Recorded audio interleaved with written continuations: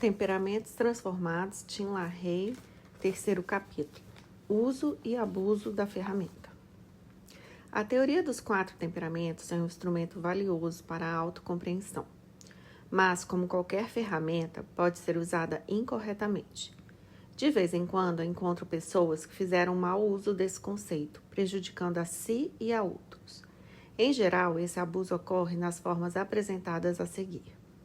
Alguns estudiosos da personalidade têm externado, vez ou outra, o conceito, aplicando-o indiscriminadamente. Não se contentando em apenas examinar e guardar para si as conclusões, eles fornecem aos indivíduos, sem cuidado algum, informações sobre seus temperamentos, delineando-lhes suas fraquezas características. Já vi pessoas humilharem familiares e companheiros de trabalho por apontar-lhes os traços desfavoráveis do temperamento e expor-lhes os defeitos. Nas palavras do psicólogo Dr. Henry Brand, não há nudez que se compare à nudez psicológica. A natureza humana nos induz à autoproteção, não apenas física, mas também psicológica.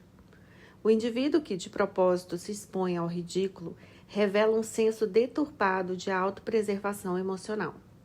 Chego a pensar que tais pessoas expõem seus defeitos insignificantes, usando-os como escudo para esconder os defeitos maiores. Nenhum cristão cheio do Espírito Santo invadiria o íntimo de outra pessoa, expondo-a ao ridículo psicológico. Poderá ser muito engraçado fazer isso para criar um clima de bom humor em uma reunião, mas, por outro lado, poderá ser cruel e prejudicial para o atingido. Qualquer coisa que não seja benigna não provém do amor, e a Bíblia nos ensina a, aspas, falar a verdade em amor, fecha aspas, Efésios 4:15. O Espírito Santo que nos habita quer que os cristãos amem os irmãos, dando-lhes a proteção emocional que almejamos também para nós. Mesmo no caso de a análise de temperamento não ser feita em público, ela poderá tornar-se um hábito nocivo. Uma jovem confidenciou-me que rejeitara um possível pretendente porque o considerava uma mistura indesejável de temperamentos. Não existe a tal mistura indesejável.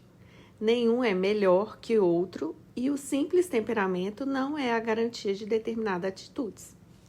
Um patrão, por exemplo, poderia rejeitar o empregado capaz, concluindo equivocadamente que sua personalidade o torna inapto para o cargo. Nesse caso, nem a jovem casadora, nem o empregador deram oportunidade à influência transformadora do Espírito Santo. A teoria dos 4 temperamentos é apenas uma ferramenta terapêutica. Com os outros, eu consigo mesmo, deve ser usada sempre com parcimônia, flexibilidade e de forma construtiva.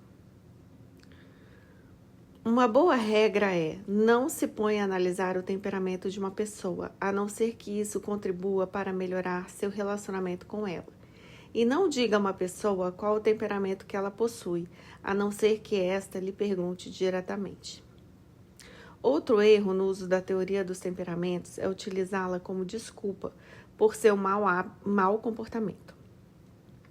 Frequentemente as pessoas me dizem, aspas, faço isso porque é meu gênio e não consigo mudá-lo, fecha aspas. Esse engano, esteja certo, foi inspirado pelo diabo.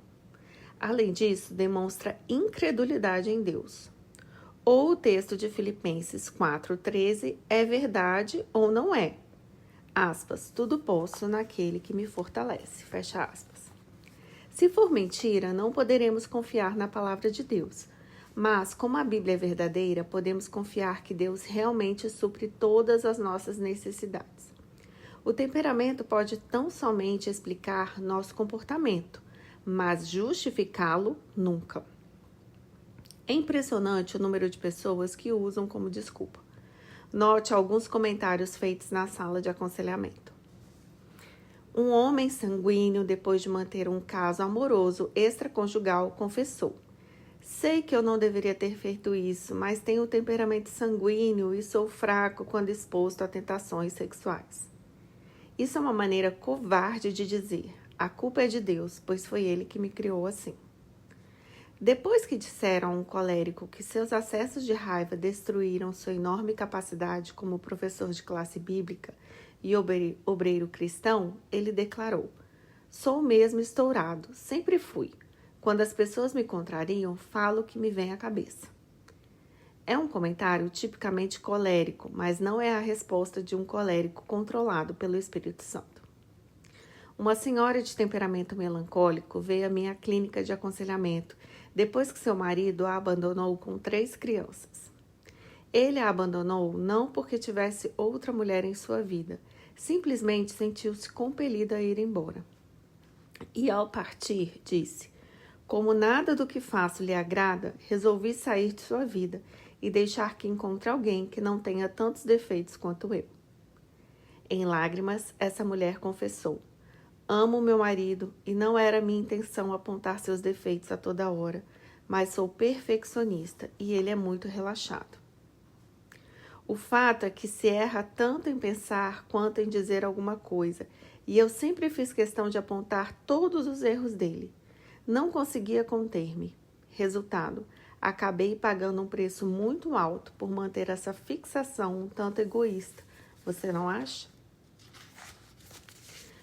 Um fleumático, cuja esposa, desesperada, finalmente o convencera a buscar aconselhamento, admitiu que construíra uma câmara de som para sua psique e entrava nela cada vez que a esposa estava por perto. Ele era razoavelmente atencioso com as pessoas, mas em casa era como uma pedra. A companheira de gênio alegre e vivaz achava aquilo intolerável. O marido dizia: "Não me exalto, não gosto de briguinhas e confusões." Com essa atitude, assumia a maneira mais eficiente de produzir úlceras, não só na esposa, como também em si próprio. Escapar da realidade, protegendo-se atrás de um muro de silêncio construído por ele mesmo, não é uma atitude compatível com o papel de liderança que deve ser exercido por um pai e marido no lar. Esses são exemplos de desculpas usadas para justificar um temperamento egocêntrico.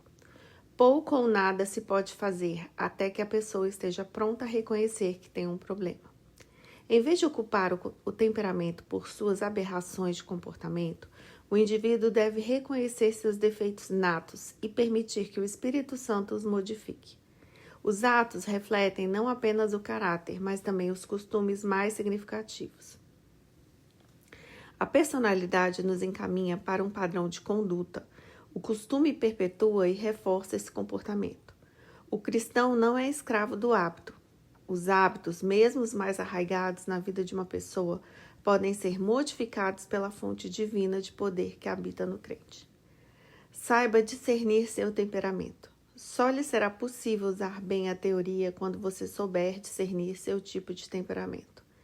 Para um estudo mais extenso das particularidades de cada um, sugiro a leitura de meu primeiro livro, Temperamento Controlado pelo Espírito. Após examinar minuciosamente o gráfico dos temperamentos, você poderá descobrir suas características predominantes fazendo uma lista das que se destacam em sua personalidade. Observe primeiro os seus pontos fortes, as qualidades, porque é mais fácil ser objetivo quanto a seus atributos positivos do que quanto aos negativos. Uma vez determinadas as virtudes, procure encontrar as fraquezas correspondentes. Muitas pessoas possuem uma tendência a mudar de ideia quando examinam seus defeitos, mas é melhor resistir a essa tentação e enfrentar sua personalidade com realismo.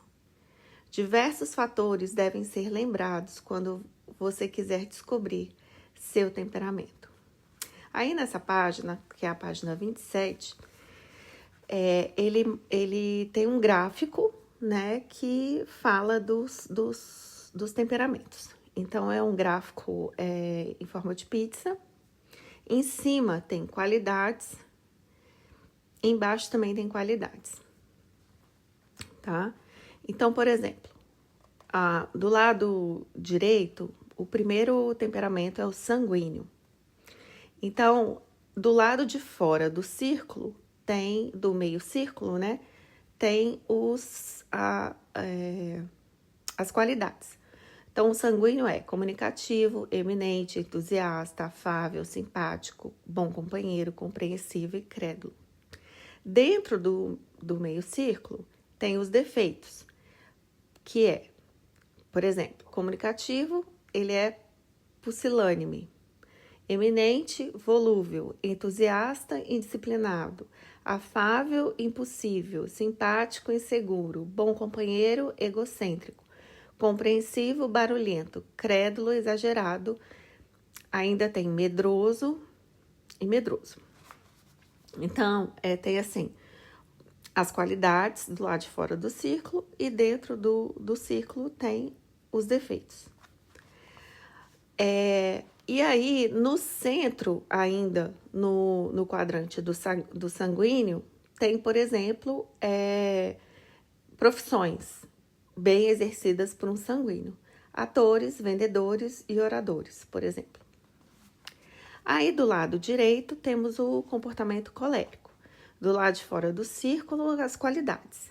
Energético, resoluto, independente, otimista, prático, eficiente, decidido, líder e audacioso.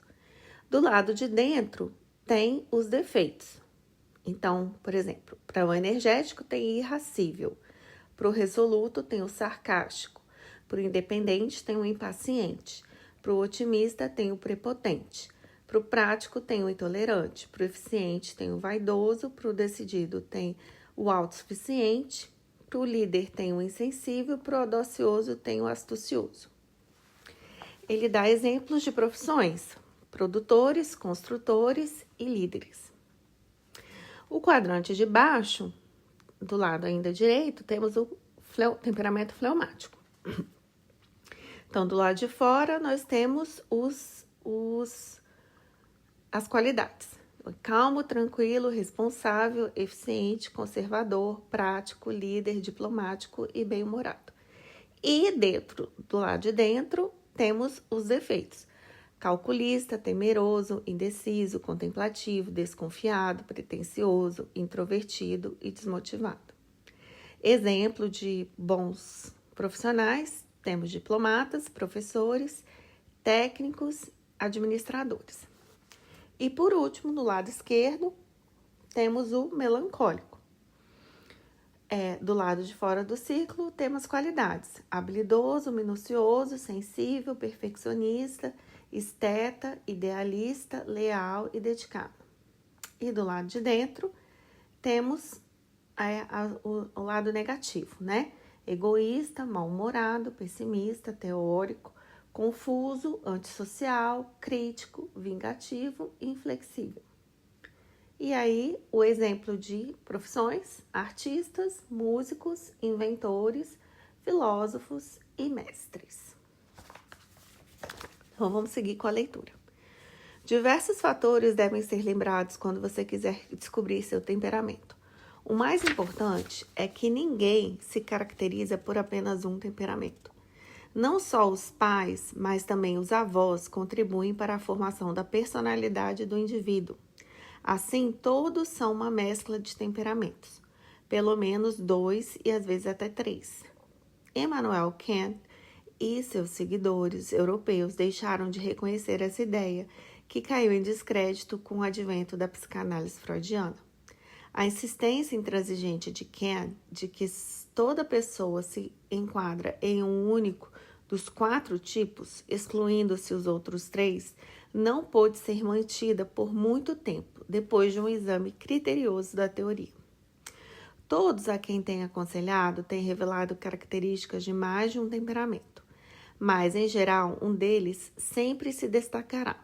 Exemplifico: um sanguíneo colérico pode ser 60% sanguíneo e 40% colérico.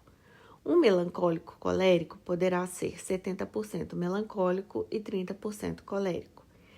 É possível até que uma pessoa seja 50% fleumática, 30% sanguínea e 20% melancólica. Não tenho tido muito sucesso em estabelecer quantitativamente ou percentualmente um temperamento, mas quanto mais predominante for um dos 4, mais fácil é o diagnóstico da personalidade. Às vezes, é impossível determinar as características secundárias. Naturalmente, uma pessoa que tem uma combinação de 2 ou 3 temperamentos bem destacados será difícil de diagnosticar. Uma compensação para alguém cujo temperamento seja uma mistura que dificulte a análise é que ele não será de modo algum um extremista. Se por um lado suas qualidades não são muito salientes, por outro, tampouco são seus defeitos. Assim, não é o caso de se frustrar por não ter tendências temperamentais muito acentuadas. Esse indivíduo pode se considerar perfeitamente normal, embora em minha experiência sejam casos muito raros. Maturidade espiritual. Um fator comumente esquecido quando alguns crentes procuram analisar seus temperamentos é a obra modificadora e amadurecedora realizada pelo Espírito Santo. O temperamento está baseado no material ainda tosco com que nascemos. Desse modo, quanto mais um crente amadurece espiritualmente, mais difícil é o diagnóstico de seu temperamento básico. Assim, é útil examinarmos o material ainda bruto, a personalidade, como era antes de o Espírito Santo ter iniciado sua obra.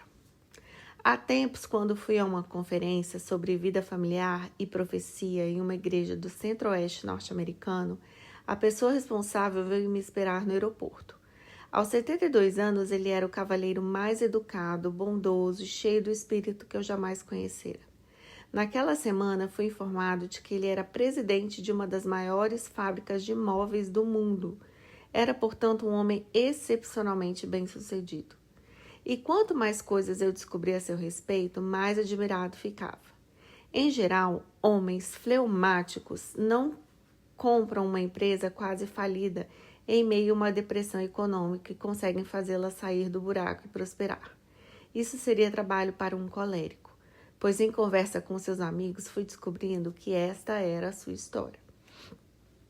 Em seus primeiros tempos, ele fora um colérico típico, um comedor de fogo, com algumas tendências à melancolia. Trabalhava noite e dia, era organizado, cheio de iniciativa e conseguia colher resultados onde outros tinham falhado. Aos 30 e poucos anos se converteu. Tempos depois, um tanto acidentalmente, começou a ensinar a Bíblia a um casal recém-convertido. Esse estudo bíblico logo transformou-se em uma classe e a seguir foi necessário estabelecer uma noite especial para as reuniões. Quando vim a conhecê-lo, essas aulas já eram realizadas 3 vezes por semana. Hoje, há 2 fortes igrejas que resultaram dessas classes bíblicas. Mas a mudança que se operou nesse homem foi igualmente maravilhosa. A palavra de Deus habita ricamente nele e o Espírito Santo moldou de tal forma que suas características coléricas, a ponto de torná-lo um exemplo bastante atual de um temperamento controlado pelo Espírito Santo.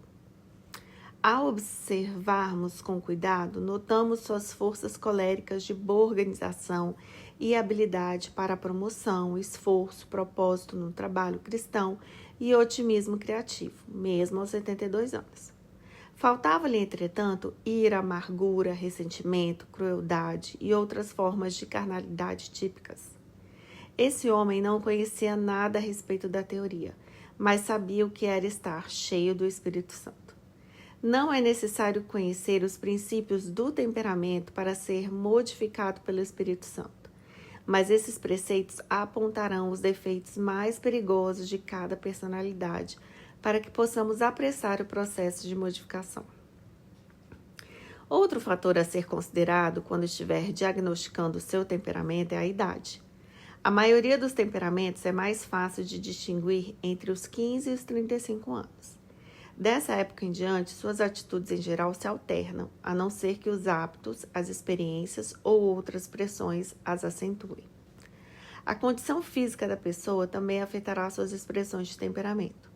A pressão alta poderá levar um temperamento fleumático a assumir atitudes de atividade mais intensa do que seria o comum. A pressão baixa tenderá a tornar um sanguíneo ou colérico menos tenso.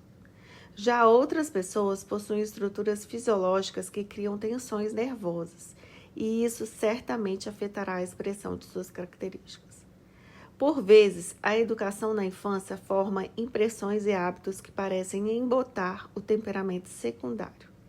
Libertada dessas inibições pelo Espírito Santo, a personalidade mostrará uma mudança marcante.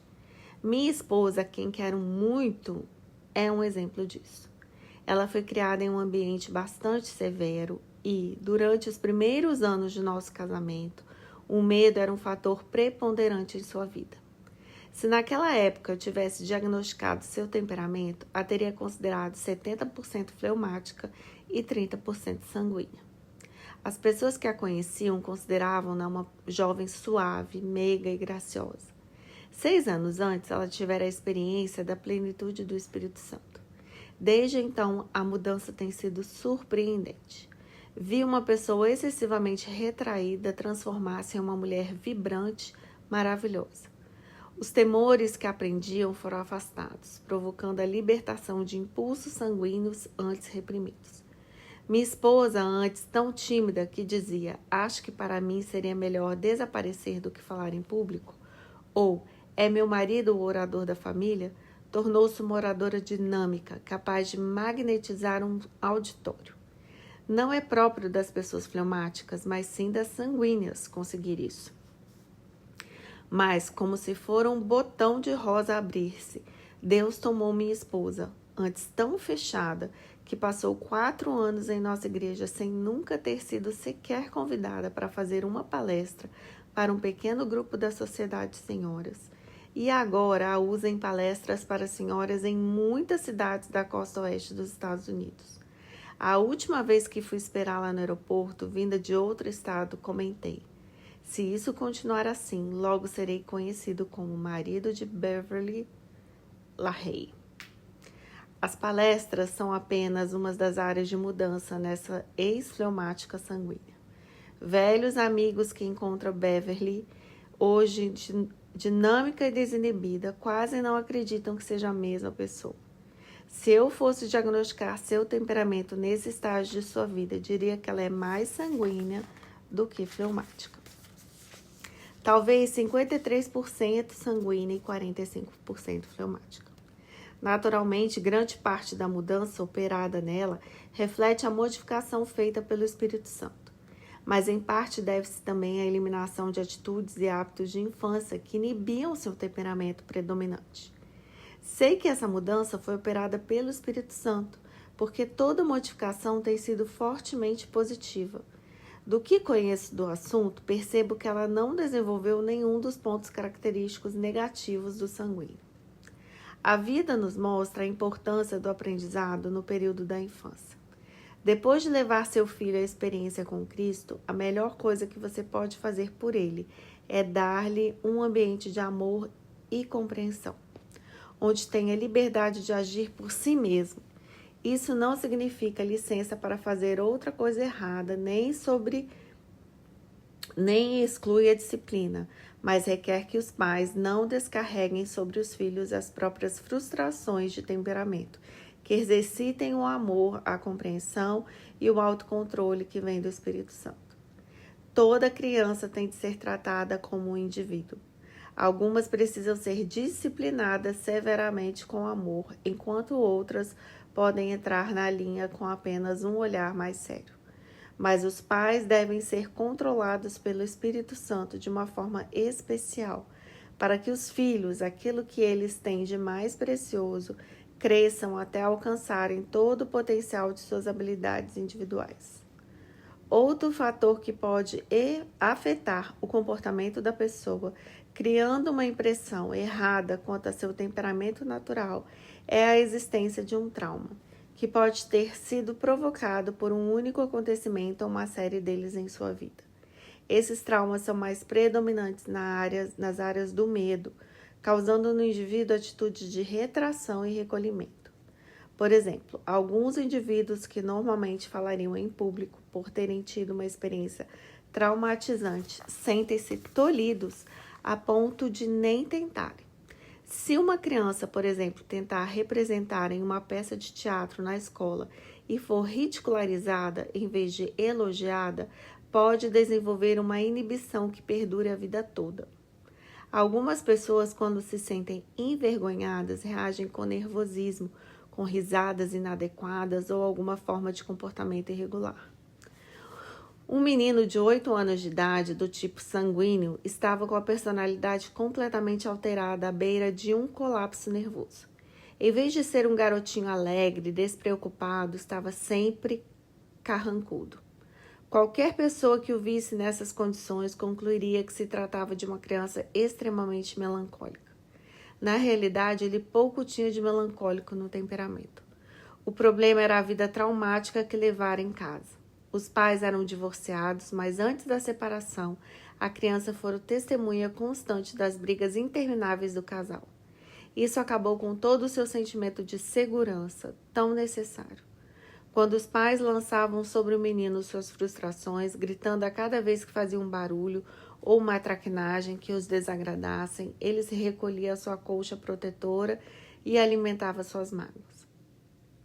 Tinha poucas esperanças para o garoto quando a mãe e o padrasto o trouxeram ao meu gabinete. Mas depois que eles aceitaram a Cristo e cresceram na graça dele, cobriram o menino com o amor e a paciência de que ele tão desesperadamente precisava. Então houve a transformação que é um testemunho do poder de Deus. Hoje ele está no último ano do ensino médio. Você jamais desconfiaria que esse jovem cheio de vida foi aos 8 anos um garoto fechado e triste. É evidente que o amor de Cristo transbordando dos pais para os filhos faz uma diferença enorme na maneira como ele se desenvolve. É um erro perigoso pensar que determinado tipo de temperamento seja melhor do que outro, ou que um conjunto de temperamentos seja preferível a outro. Kant considerava o colérico melhor. Alexander White, pregador, preferiu o sanguíneo fleumático, por ser mais acessível, simpático e ao mesmo tempo controlado. Mas Deus nos criou a todos para a sua glória. Não importa quem somos, todos possuímos pontos positivos e negativos. Quanto mais forem os traços positivos, mais serão os negativos. Essa é a razão por que as pessoas muito talentosas frequentemente têm tantos problemas emocionais. Se você tiver traços positivos de temperamento em um nível médio, os negativos também se manterão nesse nível. Além disso, pode-se dizer que o pasto é sempre mais verde do outro lado do rio. Isto é, as pessoas tendem a querer ser aquilo que não são. É raro conversar com alguém que esteja satisfeito com a personalidade que possui, pois todos nós temos consciência de nossas falhas e fraquezas. Infelizmente, é muito comum exagerarmos nossos defeitos e depreciarmos nossas qualidades. Essas tendências, com a força do hábito, podem induzir muita gente a achar que seu temperamento é o menos desejável. A natureza do temperamento de uma pessoa é mero acidente. Se você aceitou Jesus Cristo como seu Senhor e Salvador, o Espírito Santo habita em sua vida. Por intermédio dele, suas fraquezas serão de tal forma modificadas que a pessoa que Deus quer que você seja se revelará. Os cristãos cheios do Espírito Santo são exemplos vivos de temperamentos transformados. Na Bíblia, revelação da vontade de Deus para o homem, lemos relatos da vida de muitos líderes espirituais. Vários desses personagens são exemplos clássicos da ação do poder transformador de Deus sobre o temperamento humano. Nos capítulos seguintes, examinaremos 4 desses homens. Tenha em sua mente que a obra modificadora de Deus em cada um deles está também a seu alcance. Repetidas vezes Deus disse aos personagens bíblicos: eu sou o Deus de Abraão, Isaque e Jacó. Isso significa que seu poder é constante, de uma geração para outra. No Novo Testamento, lemos que o Senhor Jesus é o mesmo ontem, hoje e para sempre. O mesmo poder que transformou homens do Antigo e do Novo Testamento, hoje ainda à nossa disposição. Por isso, nos beneficiamos ao ver como Deus os transformou. Glória a Deus por esse capítulo.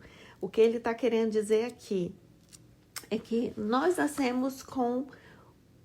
É como se nós nascêssemos com algo que a gente chama de epigenética, com algo que já vem dos nossos pais e dos nossos avós.